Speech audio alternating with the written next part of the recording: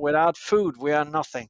So I have really enjoyed this area, and also because I've had a particular interest in birds for some reason, that led me then to poultry nutrition.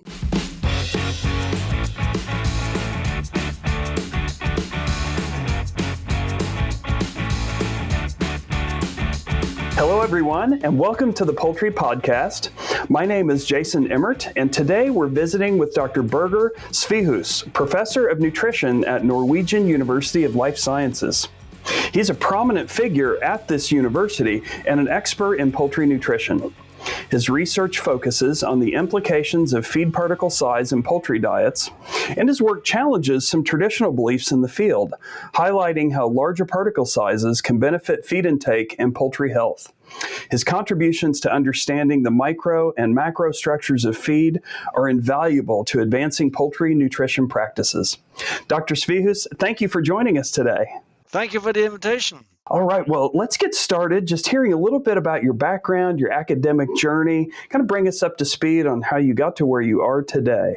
Well, first of all, I think it's very important to stress that I grew up on a farm, and I always found agriculture very fascinating. Of course, we were taking part in the cultivating the land, picking stones from the field and everything.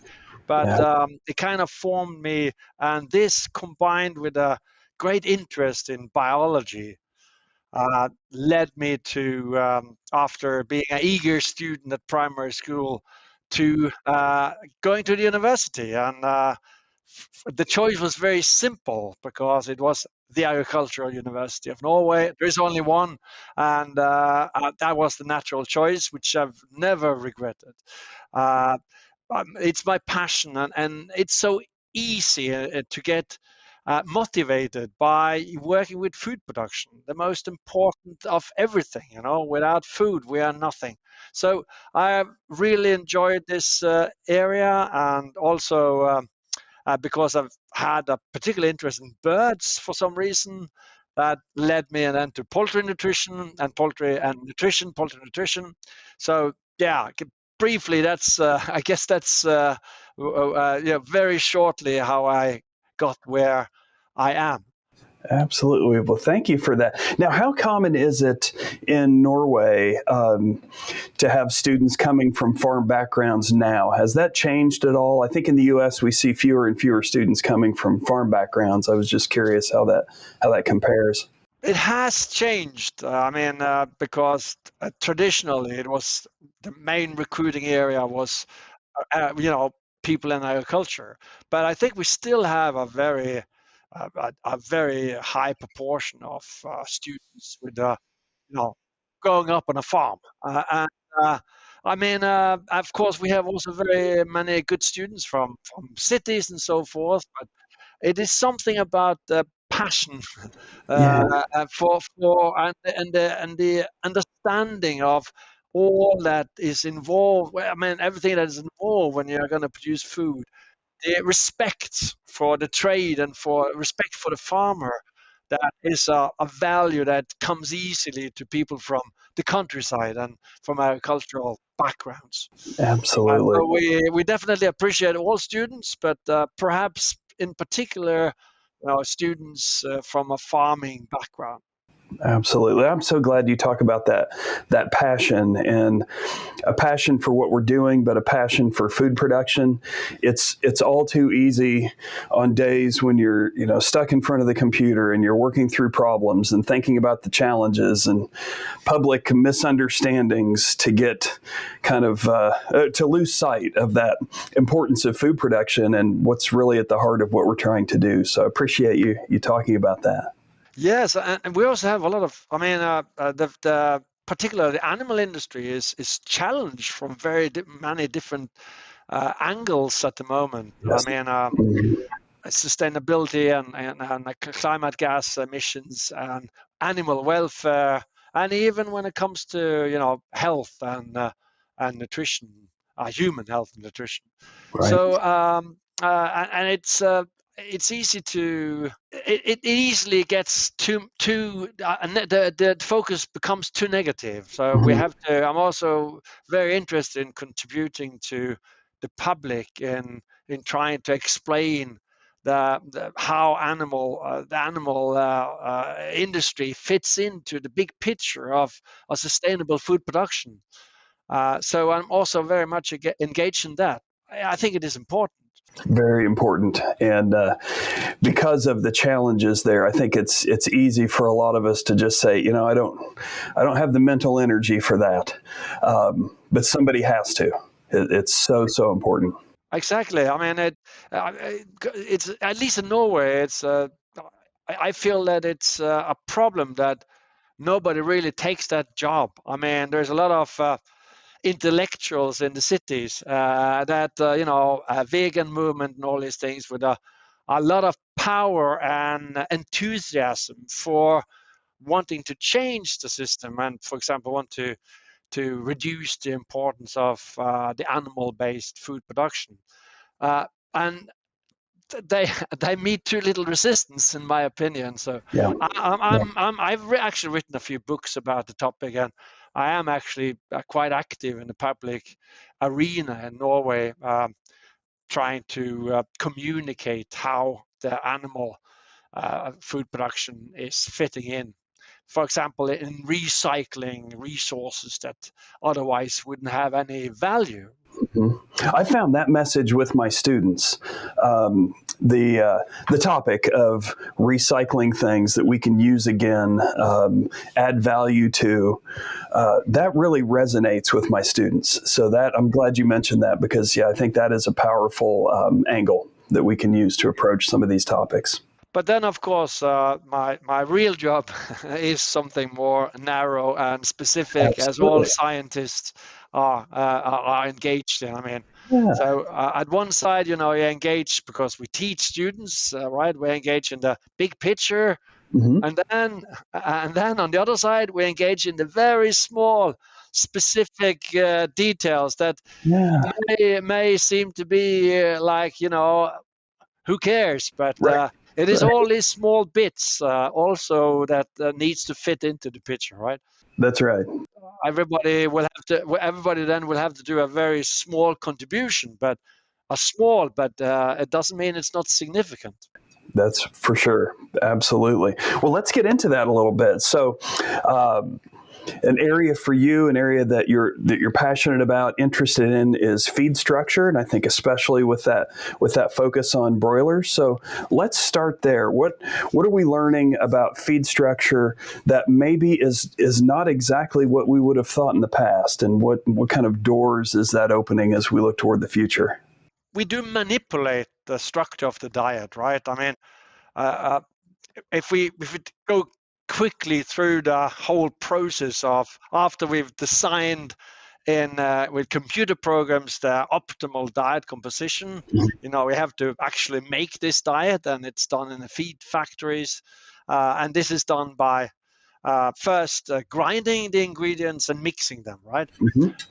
And the reason why we do that is we think we will help the animals in digesting the food with the grinding, and also we are creating a homogeneous diet that where everything is contained, every bit of feed, to put it this way. But then, we could have stopped there, right? And then we have mash diets. And actually, in layers, for example, if we talk about only poultry, in layers, it's very common to only use mash diets, and Mm-hmm. it works fine. But with a broiler chicken, we generally shape then the ground particles back into a macro particle, usually by the pelleting process, right? Right. And when we do that, we do that mainly for one specific reason, and that is actually to facilitate feed intake, right? Right. Okay, so fine, but then the question is, what exactly is it that the broiler chicken at different ages, which particles does it want? Mm-hmm. Which sizes does it like? Does it? We are actually creating a particular particle structure. But what I find quite thrilling and fascinating is that when it comes to the scientific basis for exactly which size, what diameter and length of the pellet. The pellet is like a short cylinder. I guess everybody knows that. Mm-hmm. But what size is the optimum? How much deviation from optimum can the bird tolerate? In other words, how much fines, the disintegration of pellets that inevitably will happen, and what is the biggest particles that the bird can handle. And of course, this changes with age. Right. If you look at the literature, actually, there's a big lack in studies where they have, studied the particle preference of broiler chickens or birds in general at different ages. But still, despite this fact, there are still industry standards like established rules of thumb, if you can put it this way, right? So we have some ideas about what the diameter of the pellet should be, and perhaps a little bit about length, and also about how much fines the birds can tolerate. But it's not really the scientific basis for those rules of thumb is actually quite weak. And that has led me to, I have been working with feed technology for quite a long time, because at my university, we built an experimental feed plant associated with the university already in 1997.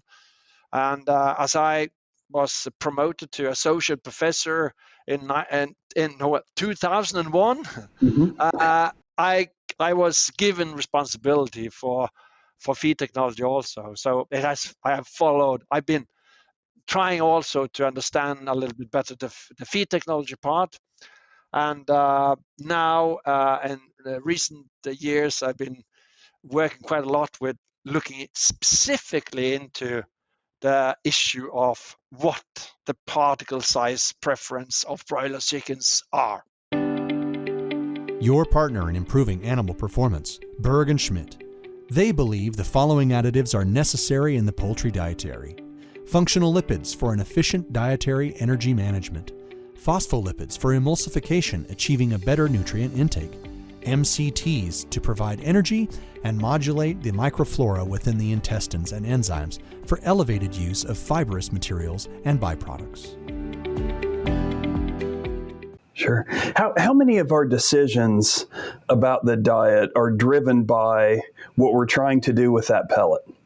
As far as the ingredients we select and the grind size of the ingredients, it seems like a lot of it is really heavily impacted by the pellet that we're trying to make. Definitely, because different raw materials have different properties in terms of being able to hold the pellet together. Sure.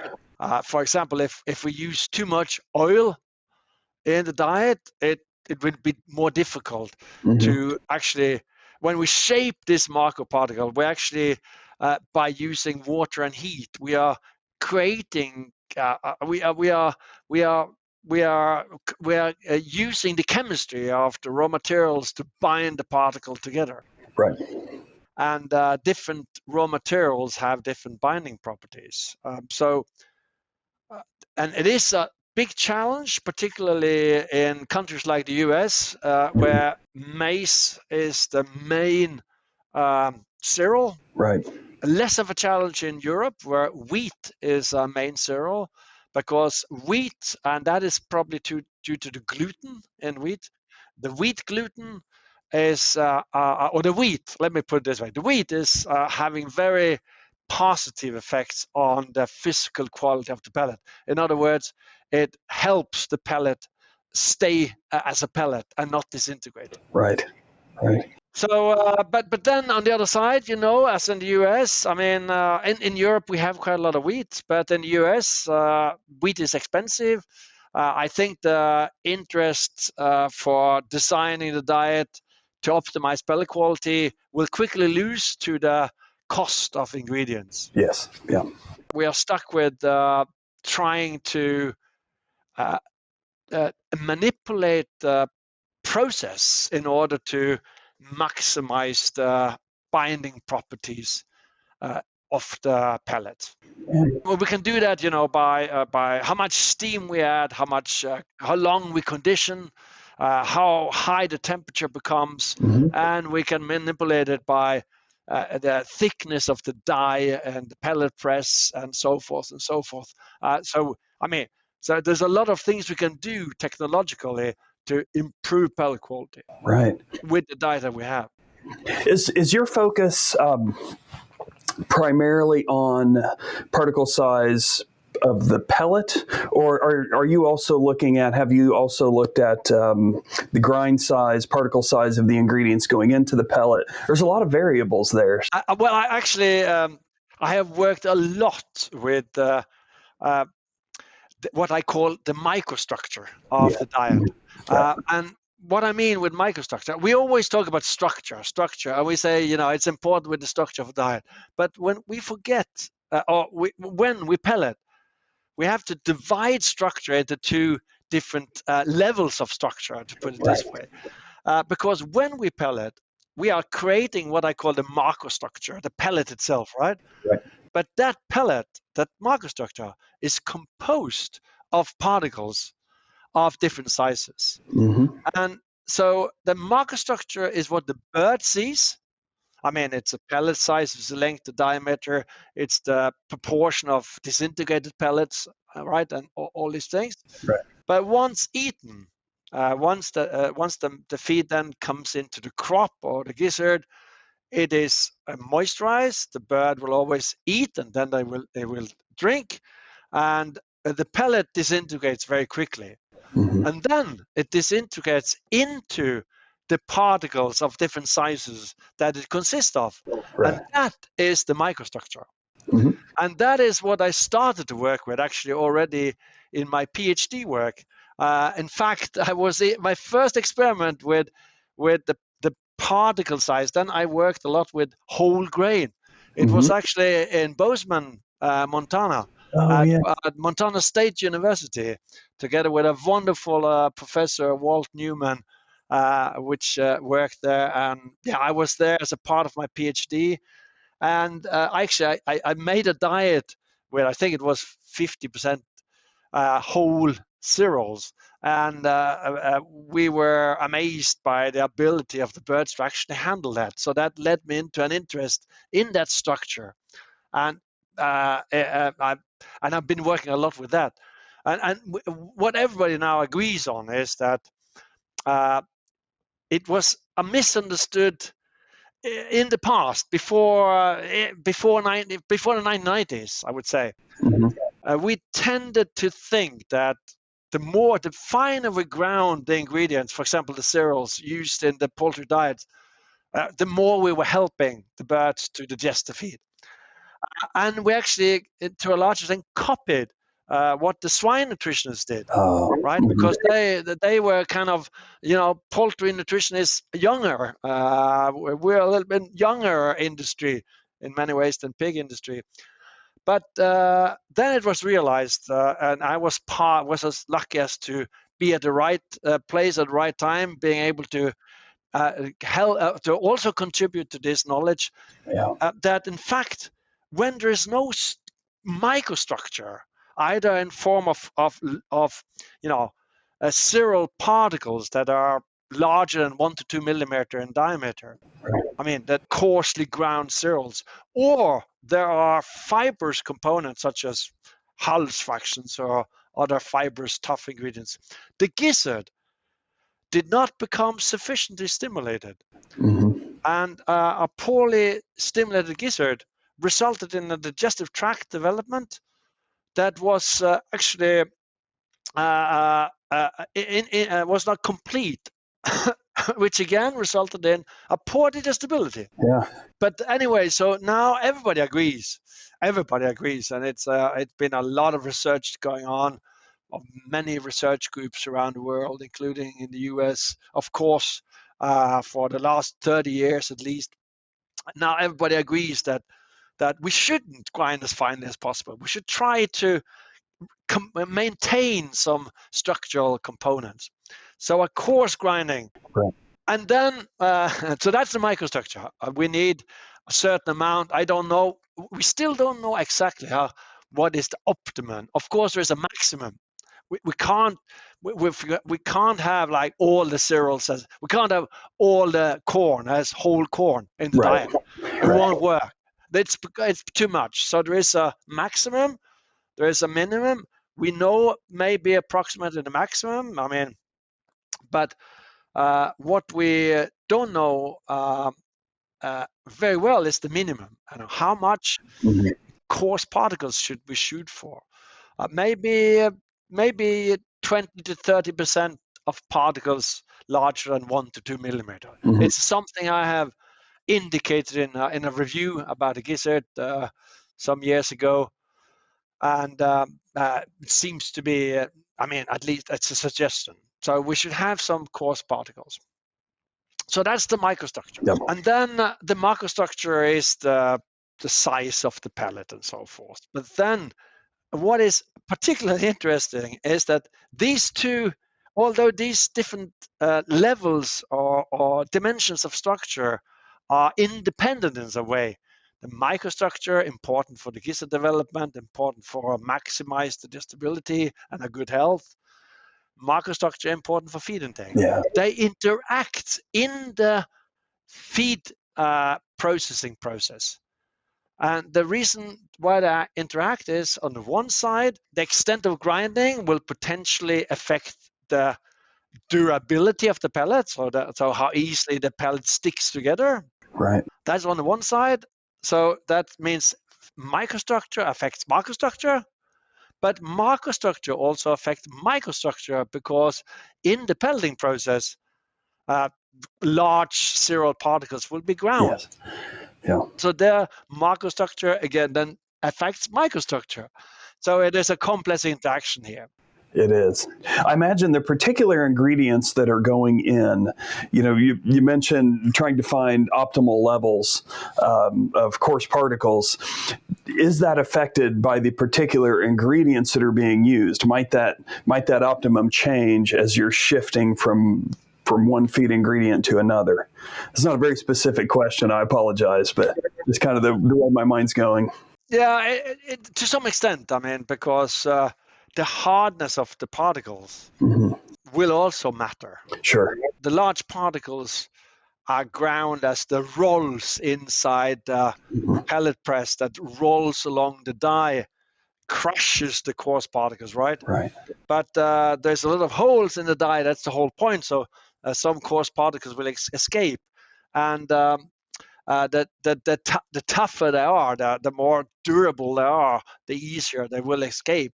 So it is, for example, possible that maize or corn is more easily ground than, for example, wheat. At least if you talk about rather hard wheats like the what is called red, the durum type of wheat, right, for example. Sure. Yeah.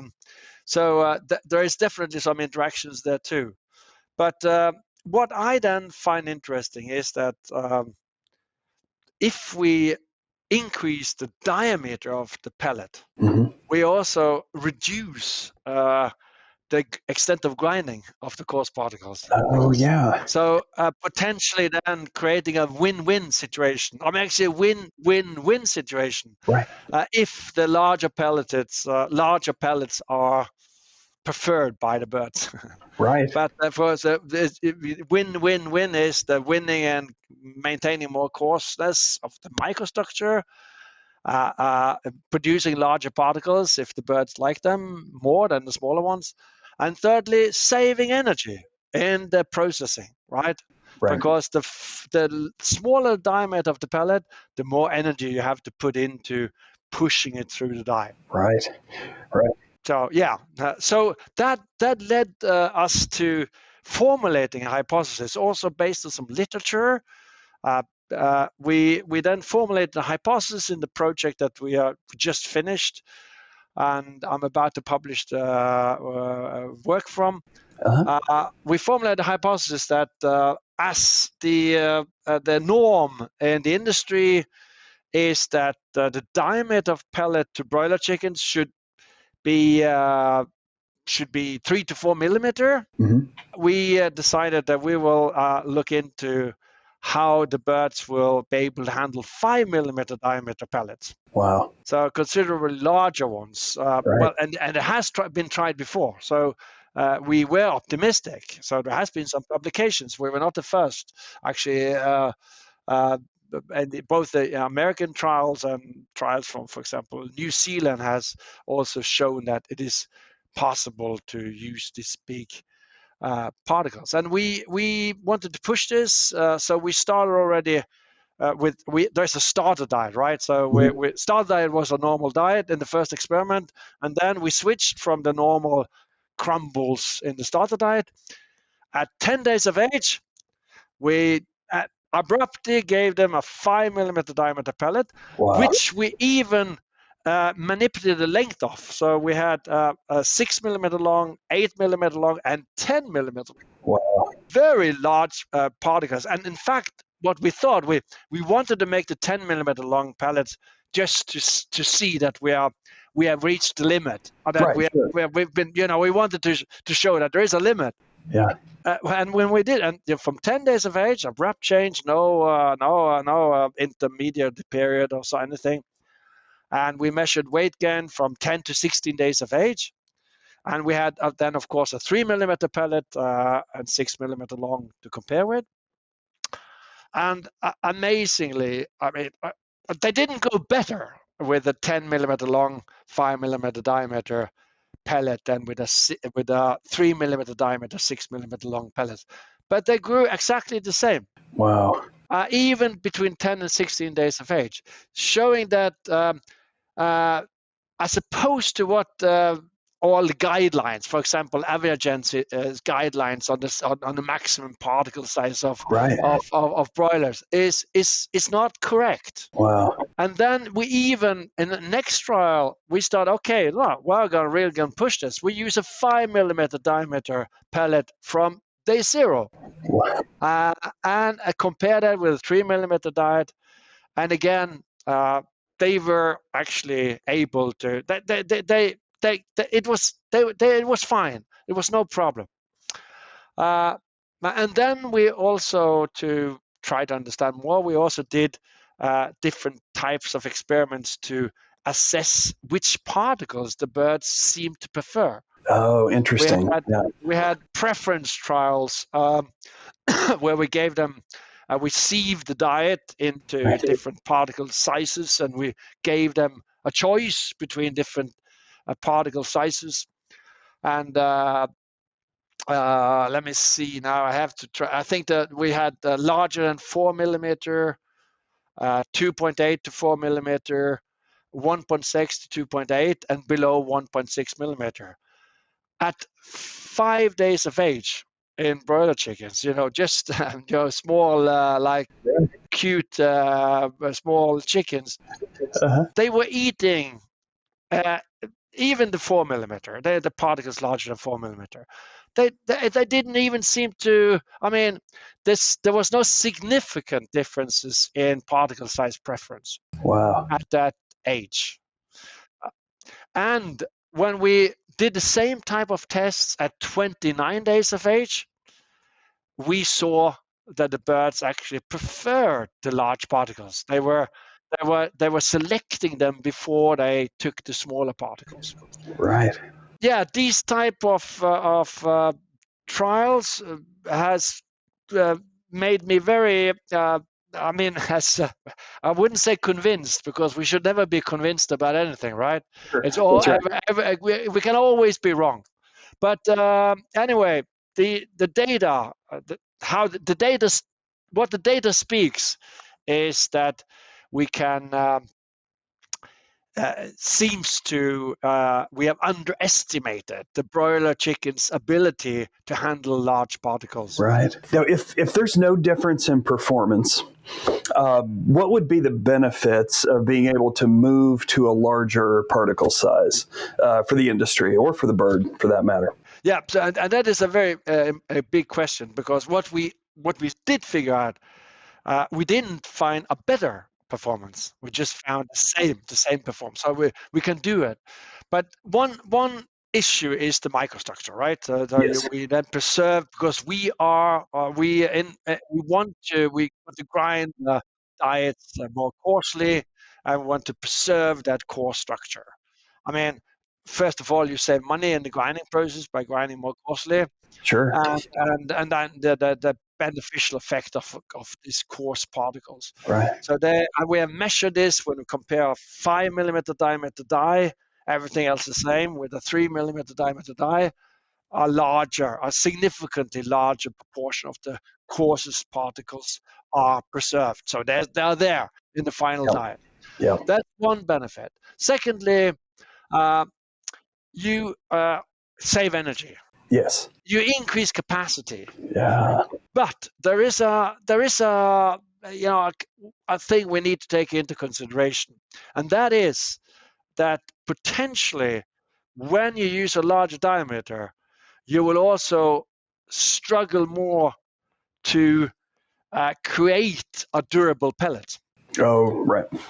Sure. Mm-hmm. So maybe, for example, you have to compensate for the more easy flow through the die by increasing conditioning temperature.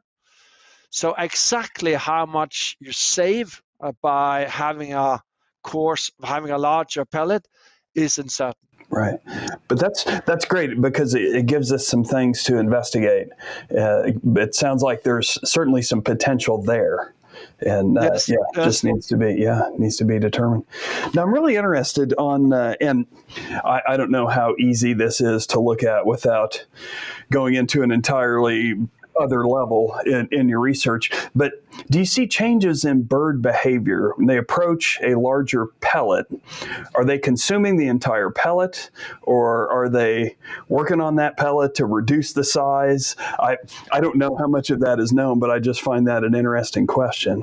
Definitely. And more, as always, when you ask a scientist, more research is needed, right? Yes, yeah, that's right. And I definitely think that this is something we should look into. I know that a colleague of mine, sorry, I don't remember her first name, Wamsley is her second name. Kelly. She is at Mississippi State University. Yes, yeah, that's right. She's doing some very interesting work in this area at the moment. I know, and several actually of universities and in US are actually doing a lot of very interesting research into these things. So I think that things will quickly change. Yeah. I mean, one thing is that what is an important take-home message is that we have the birds prefer the feed courser than this. I think. I mean, if you look at Aviagens, for example, I'm just one example because I found that it's there. They have very specific recommendations. They say there should not be any particles larger than 2.8 millimeter for a starter, for example. Yeah. And it is not. The data doesn't support that at all. Right. I mean, so I mean, one simple thing is just to try to optimize the structure to actually the preference of the broiler chickens. Right. What I think and what our results also showed is that at a young age, we, for example, did a test where we gave the birds in each pen a certain amount of feed. Yeah. And we had starved them a little bit before, so they were hungry. We put it in and we take it off after 30 minutes and after 1 hour to see how much they were able to consume. And what we saw then at 15 and 22 days of age was that the 5 millimeter pellet they used more time on consuming. I mean, in other words, they consumed a little bit less of the 5 millimeter pellet than of the 3 millimeter pellet. So at that age, they seem to be using more time and eating. 29 days of age, no difference. So they were then, no significant difference. Wow. Then the difference was disappearing. So, but the interesting thing is here, and we terminated the experiment at 34 days of age. But I know that in the US, for example, you often feed the broilers up to 56 days of age, for example. Yeah. And as we saw a preference for the larger particles at 29 days of age, which was the latest age we did that test. And we know that as the birds get older, they are less eager to stand up and eat, right? Because they're big. Yep. And the space allowance is smaller, right? Because they're big. Yep. So in fact, perhaps particularly at the later age, I would be very curious to do an experiment with the type of very large pellets that we produce. And my hypothesis then would be that perhaps you would see some benefits there, in fact, with the larger pellets. Right. Because they are big, they can handle it, and they can eat quickly, and then they don't need to stand up so long. That's right. So so there's a lot of things to still look into. Yeah, this may be too far-fetched. I don't know, but is it crazy to think that perhaps even if you're meeting the bird's preference, if you're engaging, if you're increasing their engagement with the feed in any way, is that perhaps an animal welfare benefit? I'm just wondering, if this is another aspect of their environment that they're able to engage with more and follow their preferences more, even if we don't see benefits in growth performance, and even if there's not a cost savings. I think we're in an age now where being able to promote something as increasing animal welfare is very important. My approach has been quite, let me call it, traditional. Yes. Maximizing growth, because maximizing growth is saving feed, right? I mean, it makes production efficient. But of course, when it comes to the preference and the activity, stimulating activity, for example, our results at the younger age. Let's say they, as you indicate, that with the largest pellets, they are pecking on it first to reduce its size. Well, that's activity. Yeah. That's meaningful activity, right? As we saw, they were actually, they ate the same amount, but they took longer time in eating it, meaning that they are spending more time in eating activity, which is a meaningful activity. That's right. And also then, when you think about that the bird is, like, say, 14 days of age, it is still not so heavy, so it's still very agile, right? It moves around, and then that it can then take part in that meaningful activity of eating for a longer time can be considered a benefit. Yeah, I think it's just interesting as we move forward through time, we're looking at more and more of the complete life of the bird and all the activities it engages in, and thinking about how is that related to animal welfare, because so many consumers, so many people are very invested in that now. That's very important. But then I would then, raise another issue that we've been looking into, because we're talking about the durability of the pellet. Yes. Yeah. It's a big problem that the pellet falls apart. Right. There's maybe particularly with maize-based diets, maybe 50% of the diet is actually not pellet anymore; it's mash. Right. And I know now I'm leaning on a lot of research in the U.S. also. Yeah. Joe Moritz work at West Virginia University, Auburn University, Georgia University, a lot of very interesting, good research from the US, where it seems like we also have underestimated the broiler's ability to tolerate fines. Yes. And maybe not in the US, but at least in Europe. Sure. We tend to think, the ambition of the feed producer in Norway and Europe is the maximum 10% fines. Right. And the rest should be pellet. We can do that because we have wheat-based diets, right? But I think that the bird don't need. I mean, the bird can handle 30% fines.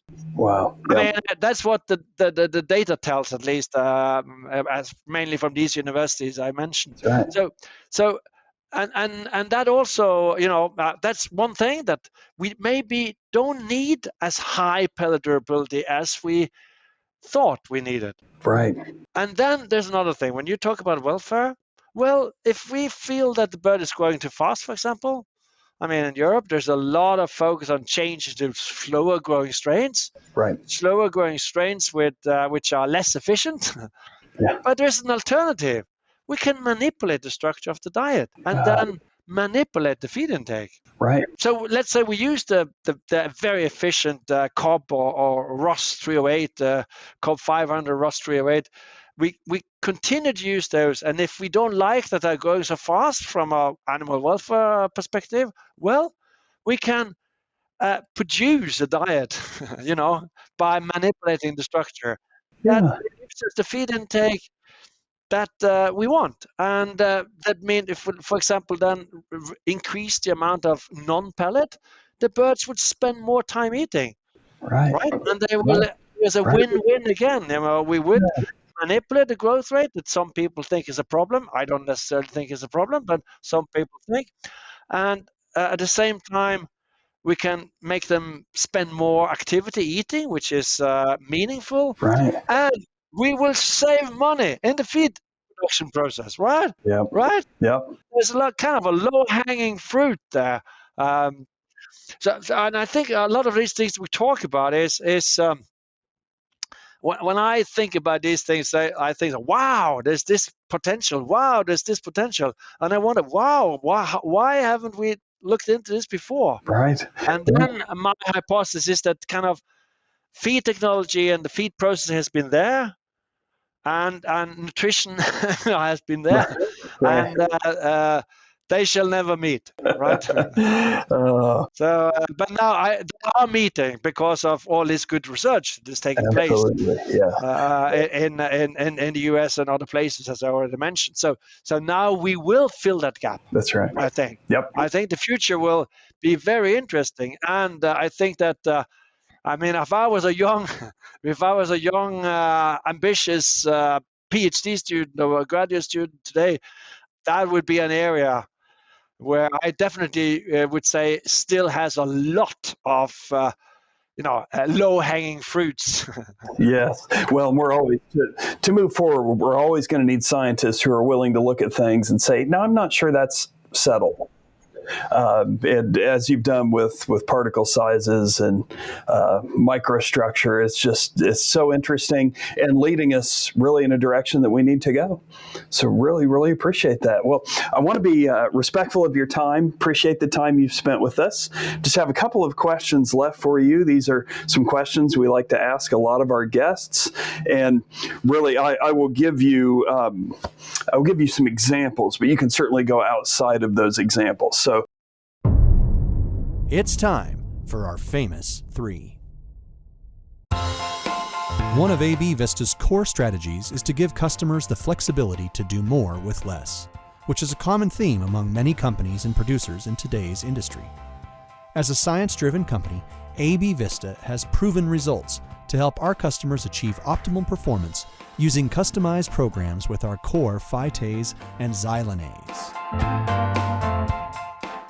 First question is if there is a book or a resource that is related to poultry that is a go-to for you, something that is your favorite, something you use quite often. Well, I mean, of course, obviously, as always, there will be a lot of candidates, right? Right. Yeah. What I've been thinking about, what I would mention, because I've always been very interested in understanding the fundamentals of birds, to understand, from on a very anatomical, physiological basis, how the bird functions, right? So I would say Sturkey's Avian Physiology. Oh yes. I mean, it's a wonderful book. I mean, I have one of the classical editions, but it's a wonderful book that definitely everybody interested in poultry nutrition or poultry in general would have a lot of I very often go back to that book and read again the chapters, the excellent chapters that are there. Yeah, if I lean over just a bit, I can see it on my bookshelf. So absolutely, that's a great example. Yep, great example. Very good.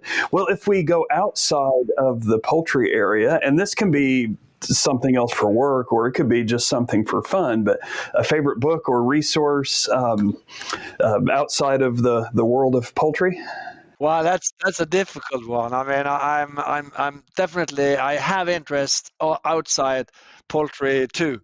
I mean, and I read a lot of books, and I, I I see a lot of movies.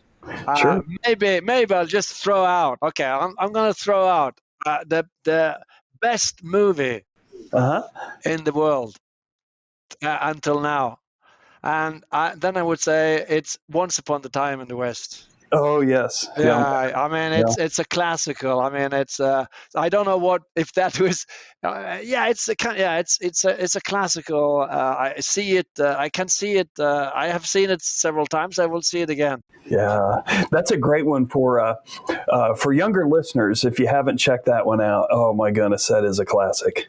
Once Upon a Time in the West. It is so beautifully shot. I mean, and the story is classical. Yes. And it's about values. It is. And it's about honor and values in some way. And of course, good and bad. But it's really a wonderful movie. But of course, I mean, I could have mentioned many things, but I guess it's just one example. Yeah. Yeah, that's a fun one. I'm glad you brought that up. And then our last question, what advice would you have? So, and especially if you're working with students or if you're talking to young people who may have an interest in getting into the poultry industry or into academia in the area of poultry, what advice do you have?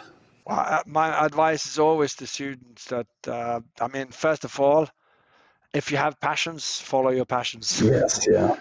If you don't have passions, and I mean, if you are just, I mean, of course, if a combination of ambition and passion, I would definitely say that.